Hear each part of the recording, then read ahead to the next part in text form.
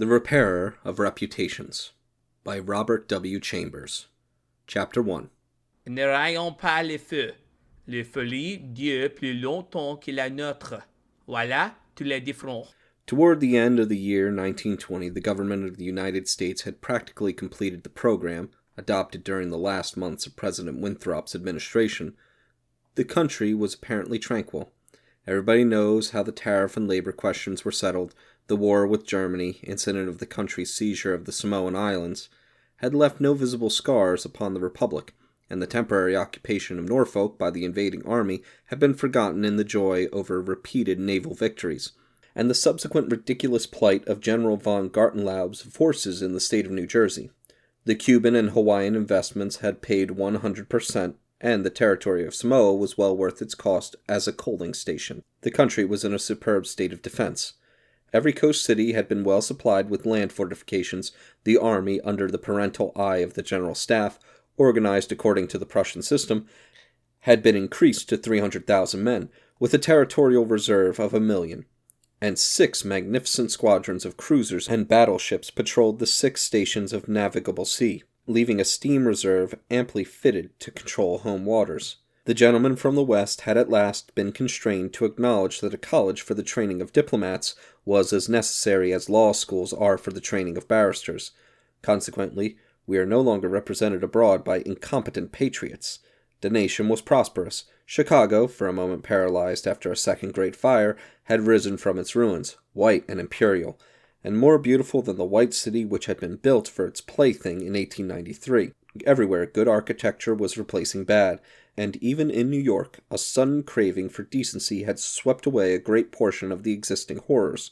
Streets had been widened, properly paved and lighted, trees had been planted, squares laid out, elevated structures demolished, and underground roads built to replace them. The new government buildings and barracks were fine bits of architecture, and the long system of stone quays which completely surrounded the island had been turned into parks which proved a godsend to the population. The subsidizing of the State Theater and the State Opera brought its own reward. The United States National Academy of Design was much like European institutions of the same kind.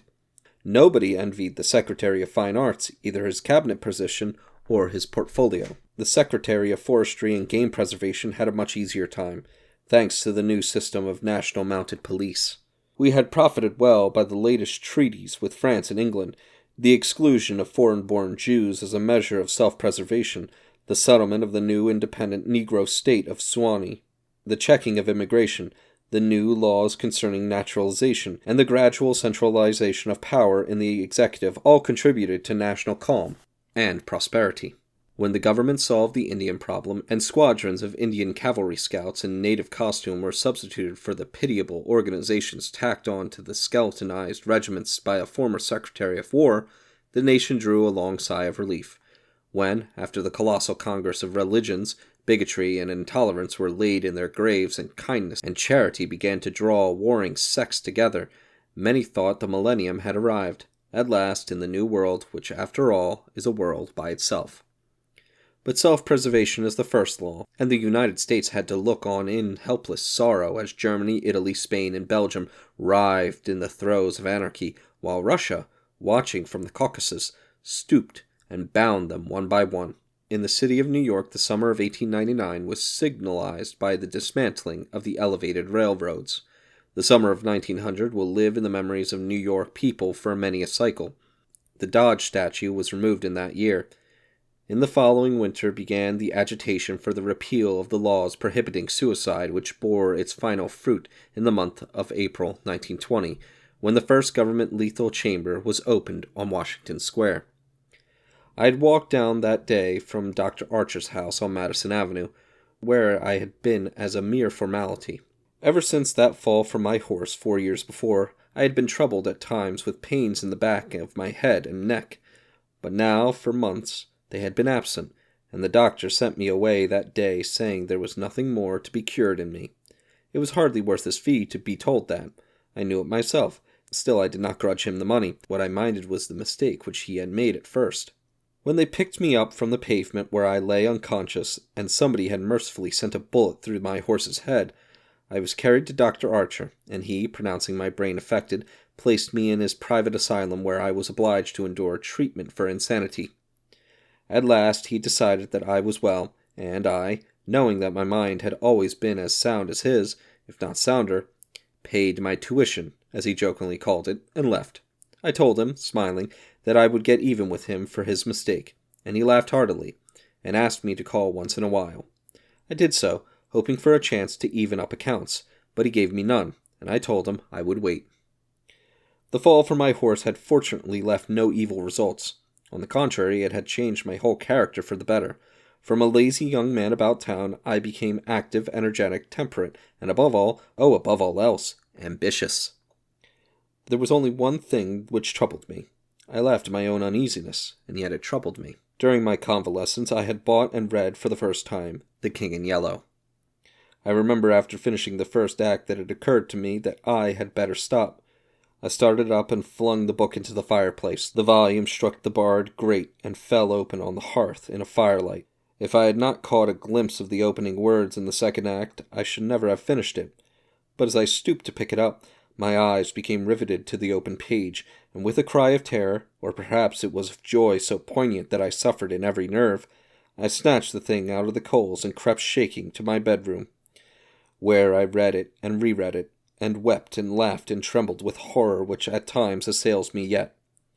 This is the thing that troubles me, for I cannot forget Carcosa, where black stars hang in the heavens, where the shadows of men's thoughts lengthen in the afternoon, when the twin suns sink into the lake of Hali, and my mind will bear forever the memory of the pallid mask.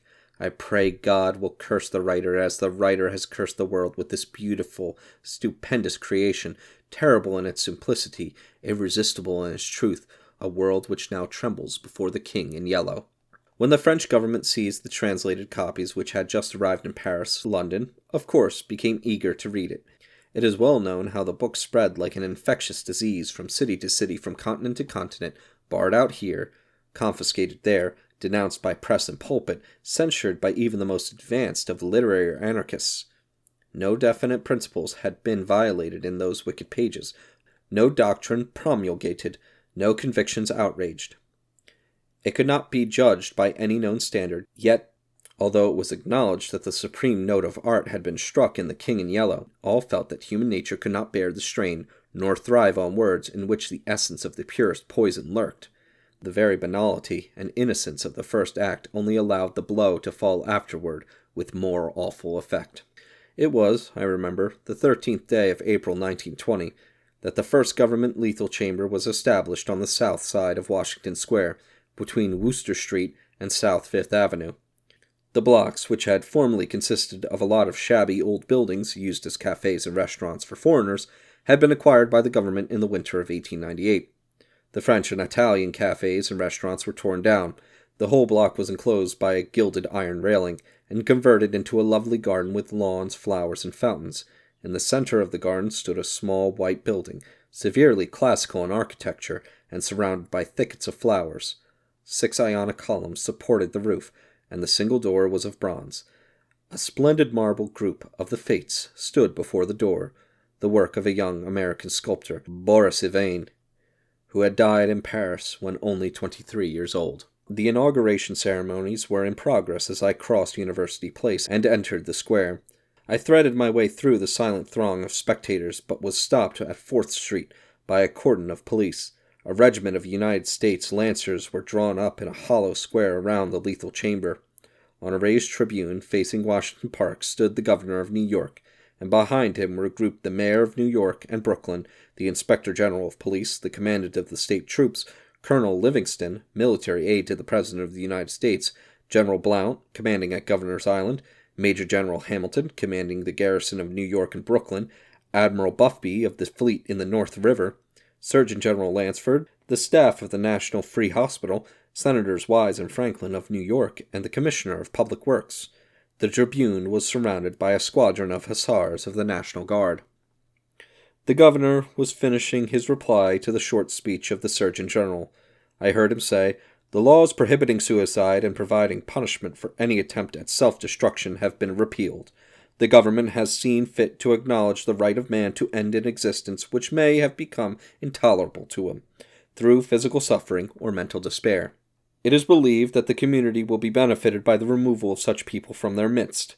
Since the passage of this law, the number of suicides in the United States has not increased. Now the government has determined to establish a lethal chamber in every city, town, and village in the country. It remains to be seen whether or not the class of human creatures for whose desponding ranks new victims of self-destruction fall daily will accept the relief thus provided. He paused, and turned to the white lethal chamber. The silence in the street was absolute. There a painless death awaits him who can no longer bear the sorrows of life. If death is welcome, let him seek it there. Then quickly turning to the military aide of the president's household, he said, "I declare the lethal chamber open." And again, facing the vast crowd, he cried in a clear voice, "Citizens of New York and of the United States of America, through me the government declares the lethal chamber to be open." The solemn hush was broken by a sharp cry of command. The squadron of hussars filed after the governor's carriage. The lancers wheeled and formed along Fifth Avenue to wait for the commandant of the garrison, and the mounted police followed them. I left the crowd to gape and stare at the white marble death chamber, and, crossing South Fifth Avenue, walked along the western side of the thoroughfare to Bleecker Street. Then I turned to the right and stopped before a dingy shop which bore the sign, Hawberk, Armorer. I glanced in at the doorway and saw Hawberk busy in his little shop at the end of the hall. He looked up, and catching sight of me, cried in his deep, hearty voice, "Come in, Mr. Castaigne." Constance, his daughter, rose to meet me as I crossed the threshold, and held out her pretty hand, but I saw the blush of disappointment on her cheeks, and knew that it was another Castaigne she had expected, my cousin Louis. I smiled at her confusion and complimented her on the banner she was embroidering from a colored plate. Old Hawberk sat riveting the worn greaves of some ancient suit of armor, and the ting-ting-ting of his little hammer sounded pleasantly in the quaint shop. Presently he dropped his hammer, and fussed about for a moment with a tiny wrench. The soft clash of the mail sent a thrill of pleasure through me. I loved to hear the music of steel brushing against steel, the mellow shock of the mallet on thigh pieces, and the jingle of chain armor. That was the only reason I went to see Hawberk. He had never interested me personally, nor did Constance, except for the fact of her being in love with Louis. This did occupy my attention, and sometimes even kept me awake at night. But I knew in my heart that all would come right, and that I should arrange their future as I expected to arrange that of my kind doctor, John Archer. However, I should never have troubled myself about visiting them just then, had it not been, as I say, that the music of the tinkling hammer had for me this strong fascination. My eyes would become fixed, dilating with a pleasure that stretched every nerve almost to breaking, until some movement of the old armorer cut off the ray of sunlight. Then, still thrilling secretly, I leaned back and listened again to the sound of the polishing rag, swish, swish, rubbing rust from the rivets. Constance worked with the embroidery over her knee, now and then pausing to examine more closely the pattern in the colored plate from the Metropolitan Museum. "Who is this for?" I asked. Hawberk explained that in addition to the treasures of the armor in the Metropolitan Museum, of which he had been appointed armorer, he also had charge of several collections belonging to rich amateurs. This was the missing greave of a famous suit which a client of his had traced to a little shop in Paris on the Quai de l'Orsay. He, Hawberk, had negotiated for and secured the greave, and now the suit was complete. He'd laid down his hammer and read me the history of the suit, traced since 1450 from owner to owner until it was acquired by Thomas Stainbridge. When his superb collection was sold, this client of Hawberk's bought the suit, and since then the search for the missing greave had been pushed until it was, almost by accident, located in Paris. "Did you continue the search so persistently without any certainty of the greave being still in existence?" I demanded. "Of course," he replied coolly. Then, for the first time, I took a personal interest in Hawberk. "It was worth something to you," I ventured. "No," he replied, laughing. "My pleasure in finding it was my reward." "Have you no ambition to be rich?" I asked, smiling. "My one ambition is to be the best armorer in the world," he answered gravely. Constance asked me if I had seen the ceremonies at the lethal chamber. She herself had noticed cavalry passing up Broadway that morning, and had wished to see the inauguration, but her father wanted the banner finished, and she had stayed at his request. "Did you see your cousin, Mr. Gastain, there?" she asked with the slightest tremor of her soft eyelashes. "No," I replied carelessly. "Lewis's regiment is maneuvering out in Westchester County." I rose and picked up my hat and cane. "Are you going upstairs to see that lunatic again?" laughed old Holbrook. If Holbrook knew how I loathed the word lunatic, he would never use it in my presence. It rouses certain feelings within me, which I do not care to explain. However, I answered him quietly. "I think I shall drop in and see Mr. Wilde for a moment or two." "Poor fellow," Constance said with a shake of the head. "It must be hard to live alone year after year, poor, crippled, and almost demented. It is very good of you, Mr. Gastain, to visit him as often as you do." "I think he is vicious," observed Holbrook, beginning again with his hammer. I listened to the golden tinkle on the greave plates. When he had finished, I replied, "No, he is not vicious, nor is he in the least demented. His mind is a wonder chamber, from which he can extract treasures that you and I would give years of our life to acquire." Holbrook laughed. I continued a little impatiently. "He knows history as no one else could know it. Nothing, however trivial, escapes his search. And his memory is so absolute, so precise in detail, that were it known in New York that such a man existed, the people could not honor him enough." "Nonsense," muttered Holbrook, searching on the floor for a fallen rivet. "Is it nonsense?" I asked, managing to suppress what I felt. "Is it nonsense when he says that the tassets and cuissards of the enameled suit of armor commonly known as the Prince's Emblazoned can be found among a mass of rusty theatrical properties, broken stoves, and rag-pickers' refuse in a garret in Pell Street?" Holbrook's hammer fell to the ground, but he picked it up and asked, with a great deal of calm, how I knew that the tassets and left cuissard were missing from the Prince's Emblazoned. I did not know until Mr. Wilde mentioned it to me the other day. He said they were in the garret of 998 Pell Street. "Nonsense!" he cried, but I noticed his hand trembling under his leathern apron. "Is this nonsense too?" I asked pleasantly. "Is it nonsense when Mr. Wilde continually speaks of you as the Marquis of Avonshire, and of Miss Constance—" I did not finish, for Constance had started to her feet with terror written on every feature. Holbrook looked at me and slowly smoothed his leathern apron. "That is impossible," he observed. "Mr. Wilde may know a great many things." "About armor, for instance, and the Prince's Emblazoned," I interposed, smiling. "Yes," he continued slowly. "About armor, also, maybe, but he is wrong in regard to the Marquis of Avonshire, who, as you know, killed his wife's traducer years ago, and went to Australia, where he did not long survive his wife." "Mr. Wilde is wrong," murmured Constance. Her lips were blanched, but her voice was sweet and calm. "Let us agree, if you please, that in this one circumstance Mr. Wilde is wrong," I said.